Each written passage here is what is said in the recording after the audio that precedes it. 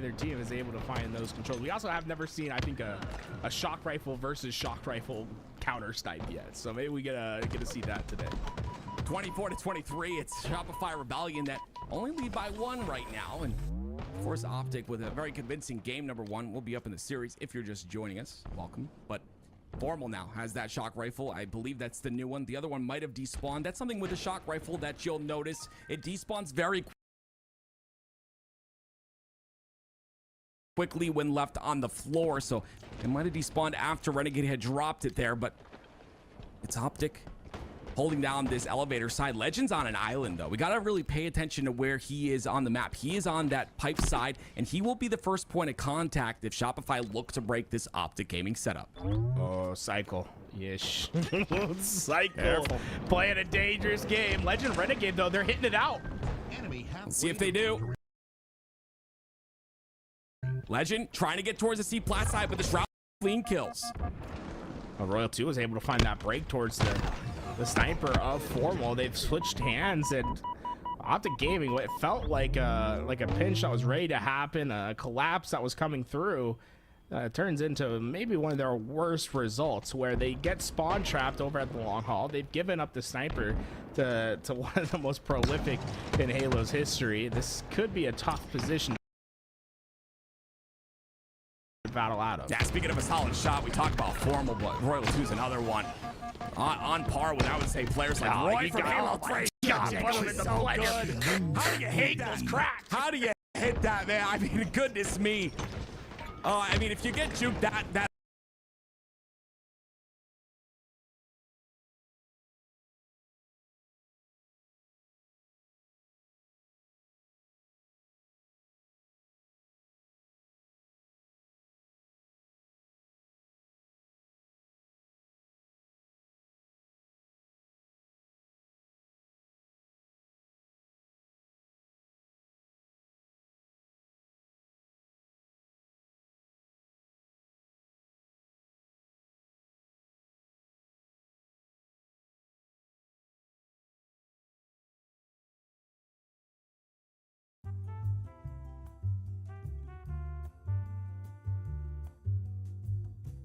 Thank you for choosing Mr. Electric. How are you today? When we get a call, we're prepared to do the work that day.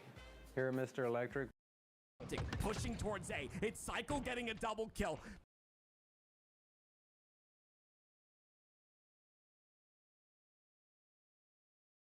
Pushing towards A. It's Cycle getting a double kill. Perfectly pushing towards A. It's Cycle getting a double kill. Perfectly done by Shopify. 3 down for Optic. Well, Cycle, he notices that most of Optic Gaming is there. He gets the information that no one else is watching the lane, so he just cuts through the middle of the map, says, "No, I'm not just going to sit and shoot across the map. I'm going to make you guys fight me close up." Is able to get the double kill, and most importantly, you're seeing Shopify Rebellion always in movement. They're trying to find their weak spots for Optic Gaming, and Optic Gaming is a crucial moment. They need to go just about 2 for 1 on their slates from here on out. Bound will be the one to facilitate the start of these pushes with Camouflage. Love the play out of Renegade on the top of Cat. You see, he's waiting for his 2 teammates to push on the bottom of elevator. He stays alive on tower side, asks for assistance, but the 2 players that were on that A side are dead, and all 4 Shopify Rebellion go down as well. I say you gotta go 2 for 1. They're going 4 for 0 right now. That was clean. Well, I say you gotta go 2 for 1. They're going 4 for 0 right now. That was clean. Nothing to come from that. The entire Camouflage is used without any death coming, and a Shopify Rebellion, it starts with a whisper, but suddenly things can start to really spiral out of control if you do not find your trades. A whisper that turns into a whimper, but we're not seeing it just yet. Still 6 kills in order for Optic Gaming to find themselves back in this match. Renegade goes for 1, but instantly taken out by a nade. And goodness me, Legend trades out another kill, but this is getting out of hand here. 44-37. Not many chances left, Tools. Optic Gaming, I think maybe just a little bit too aggressive on some of those pushes there. Remember, it's not 1 for 1 trades that they need. They have to go 2 for 1 on these kills. and those fast aggressive trades, they often lend themselves to that 1-for-1 trial trade in Frosty. I think just put the dagger into the back, a double kill that has no response. Renegade's the last one alive, and there's nowhere to run from the Iceman. Run from the Iceman. Yeah, I mean, this is a little bit better than what we saw. Run from the Iceman. Yeah, I mean, this is a little bit better than what we saw in that winners finals, but still Shopify come through. Different maps, same results. There's the cleanup, there's the other kill, and there's the 50th. Shopify Rebellion will tie the series at 1. What else did we expect here? This is going to be a good one. And some outliers to notice on the stat board at the end of the game. Renegade, he finishes positive at 13 and 12, but not one assist to his name. 0. Which is just a surprising stat line. 15 and 12, my bad. I didn't mean to put the disrespect on the kills, but that's something you just don't see every day. And I mean, the assists surprisingly low across the board for Optic Gaming. And you don't generally see this. You're right. It's surprising, but it's more surprising on recharge, right? You've got the cross that is very obvious from Cat all the way to Glass, and generally there's a lot of cross damage that is utilized, but you also have to understand very aggressive players pushing up on the map, taking those 1v1 pivs. That's what makes Optic good, and that's what's kind of interesting to me is, yes, I think Optic are an insane team. I feel like your skill comes from those 1v1s, winning those pivs, and if they can all be on that level where they're just in a flow state, like for instance Formal in the last game, Bound in the last game, in that flow state, winning those 1v1s, I think they have a much better time. But at this point, it was Shopify Rebellion that outslayed them. One thing you'll notice, right, that low assist count, I think that just means they weren't hitting the same lane at the same time.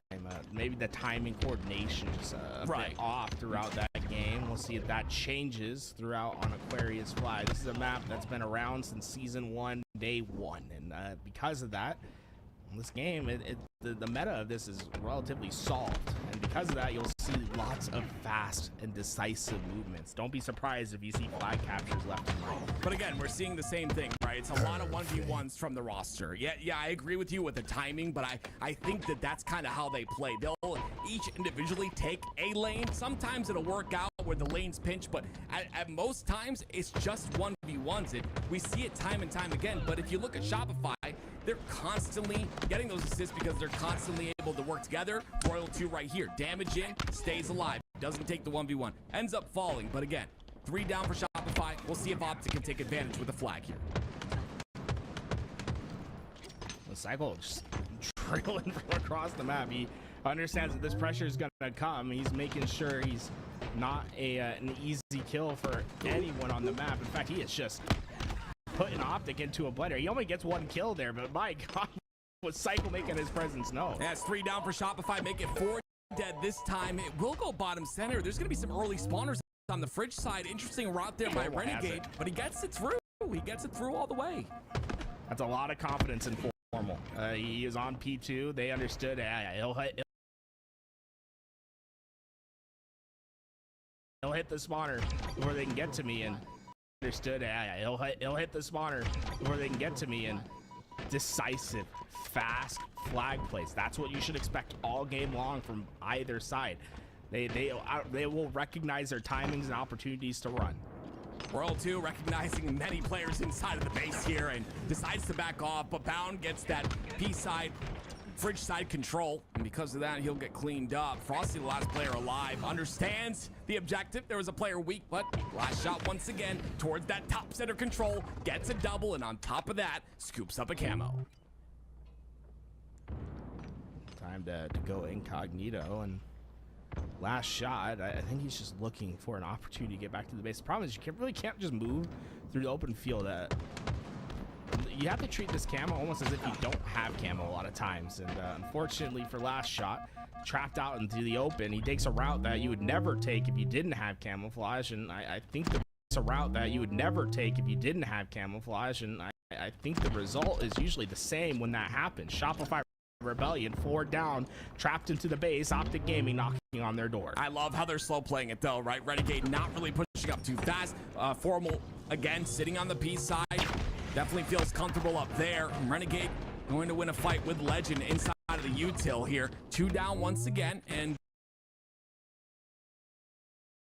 2, 3, 4 dead very often, and they're starting to capitalize on the flagpoles as well. I love the way Legend plays. It makes me like excited to play Halo. I'm jealous is a word for it as well, just because he understands his timing. I mean, when we go back and look at that, he pulls, I believe, with just 1 player down. But why he pulls is because he's like, yeah, these players can't jump up and see me in time, right? He understands where they are in the map and that there's a timing window, a pocket of opportunity for him to run that flag and get it past the halfway without anyone seeing him. Yeah, you're absolutely right. There was 2 dead, but what I'm assuming is like there was a weak call on the fridge, like that player's weak, and you're right.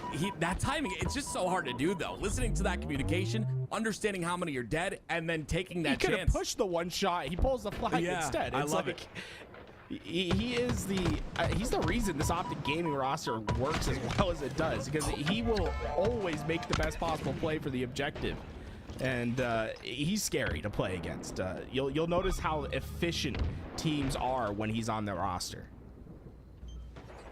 Definitely the reason why he got MVP last year, and we'll see who's going to get it this year. Very interesting year ahead of us, ladies and gentlemen, and it all starts here in Open Series number 2, presented by LVT. 2-0 so far for Optic Gaming. Don't forget, they are coming out of that lower bracket, ladies and gentlemen, so they'll have to win 2 best-of-5s if they want to win this tournament as well. Obviously, they did win the first one, so if they want to go back-to-back, 2 best-of-5s is what's necessary, and right now, with the series tied up, it's still questionable if that will happen. Renegade's on the hunt. Call him a Ghostbuster right now, because he is hunting down Royal 2. Unfortunately, I think he's chosen wrong. Royal 2 has completely bamboozled all of Optic Gaming, and yeah, they are 4 wide over on the util side. Royal 2, if he just waits back here, lets his spawners try to deal with Optic Gaming, he could almost find himself in a prime opportunity to pull flag. They wrapped back? Yeah, wow. Am I seeing that Yes, correctly? they did. They were 3. That is the most disciplined I've ever seen Optic Gaming. They wrapped back for Royal 2. That's it. Folks, we can talk about this in the post game, but that is fundamental play from Optic Gaming. They understood that there was a player loose in their back base. What's crazy too is there was 3 dead at one point for Shopify, and they still wrapped back. Yeah, they wrapped 2 players back. Yeah, that's just insane. You love to see it. You love to see disciplined gameplay. It's so easy to you know, think that you have a free opportunity, but the calculations have to happen in real time. Last shot on the Car2 side. Individual fights once again on the bottom center. That's going to be a trade, but last shot comes through with the perfect. It's 2 down for Optic. Now, for the first time in a while, we see Shopify with numbers advantage. What are they going to do with them?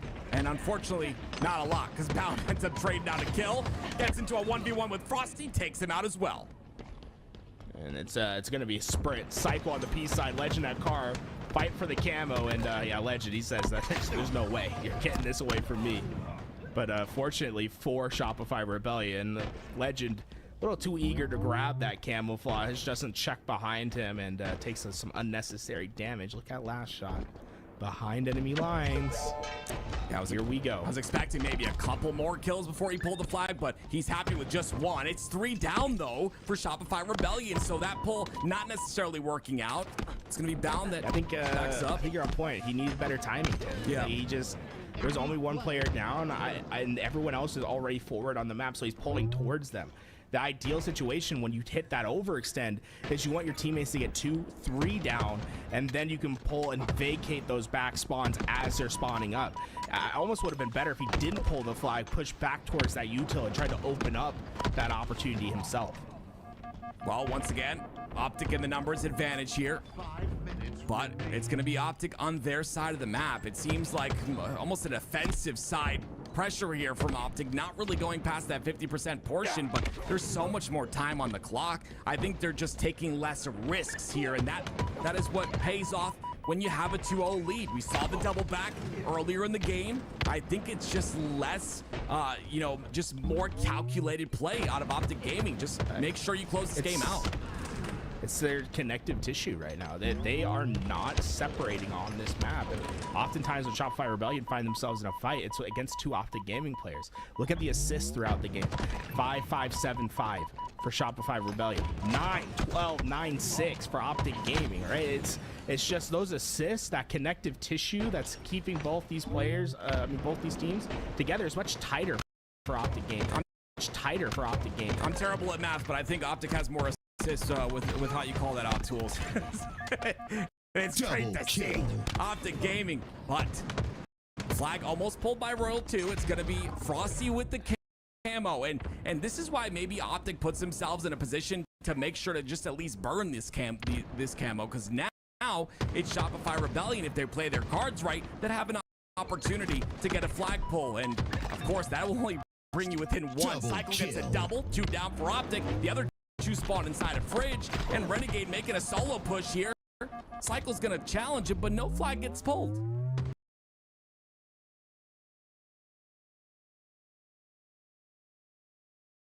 No flag gets pulled.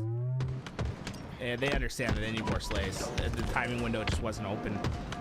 Instead, they're going to try to stall Optic Gaming even more. What's interesting about it is, right, the players spawn up, they have them 4 alive, and they pull as they're 4 alive because they noticed that Optic Gaming was being very slow to get out of that initial spawn. So Cycle has this flag just about home, and they never really had like the slays to facilitate this run, but they have the timing and space to facilitate the run, and they will get that first flag capture. So a very interesting flag route that's taken, where you see the unorthodox pull. It was 4th players alive for Optic Gaming. Well, now it's 3 minutes left. This Bound gets a beautiful nade kill. Took him a couple nades, but he got it done. And 3 minutes. Oh, this is one of those legend pulls once again. He's got Formal there, and Formal will get some assistance from top center. It's 3 down, so all the work that Shopify had to do in order to get 1 cap is about to be countered instantly by Optic.